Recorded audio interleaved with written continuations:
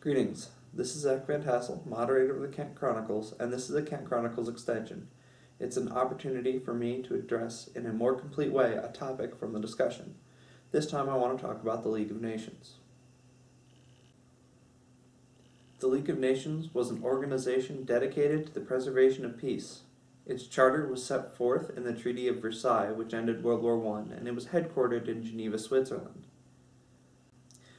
Mainly, it was an organized way for nations to discuss their differences and solve their problems peaceably. It also offered ways for its members to collectively deal with aggressive nations, including economic sanctions and military intervention.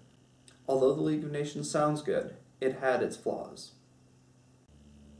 First, it was closely linked with the Treaty of Versailles. As the world realized just how short-sighted that document was, it cast doubt on the League of Nations. Second, although the Charter allowed for military intervention, the League of Nations had no troops of its own. If the member nations voted for boots on the ground, then the member nations had to provide all of the troops. With memories of World War I still fresh, there was little chance that soldiers would be readily available. Third, the League membership was light on world powers. Of the 5 big World War I combatants, Germany was deliberately excluded. Russia had undergone a revolution in 1917 and was out of the picture, and the United States Senate refused to ratify the Treaty of Versailles, which precluded American involvement in the League of Nations. That left the United Kingdom and France to shoulder the load. Cash-strapped and war-weary, these nations were unable or unwilling to pursue the hard-nosed international politics that were required to keep the peace. The League did have some early successes. In 1921, it negotiated a settlement between Germany and Poland over the region of Upper Silesia. Then in 1925, it successfully mediated a peace between Bulgaria and Greece after a border dispute had escalated into a shooting war. However, it soon became apparent that a strong, determined nation could safely ignore the protests of the League. In 1931, Japan invaded China, and the League's response was a weak-worded censure. Then, when the League was powerless to stop Italy's invasion of Ethiopia in 1935, it was clear the collective experiment had failed. Insert Hitler's aggression, and we have World War II.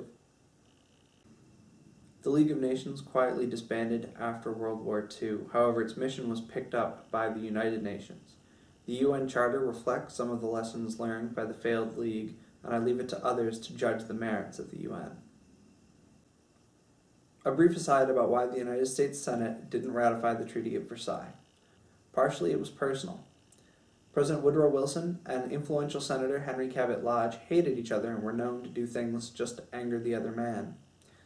Also, Republican senators were offended that the president had not invited one of their numbers to be on his delegation that went to the Paris Peace Conference. This ensured a contentious atmosphere for the ratification debate. Republicans also had real problems with the League of Nations.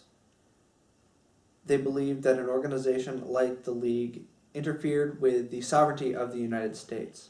For example, the senators argued vociferously against the League's language about military intervention, as they felt it usurped the constitutional responsibility of the Congress to declare war.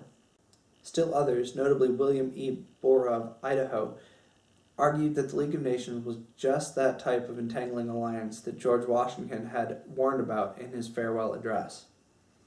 Though not a strict isolationist per se, he wanted the United States to have a free hand in its foreign policy decisions without outside interference. So though the vote was close, the Senate chose not to ratify the treaty. The United States signed a separate treaty in 1921 and never joined the League of Nations. So that's the League. I've put some interesting documents in the links below, along with the link to the Kent Historical Society webpage and the Kent Chronicles page. The next Kent Chronicles is May 2nd and May 4th from 11 until 12:30 at the Historic Writer House. I hope to see you then.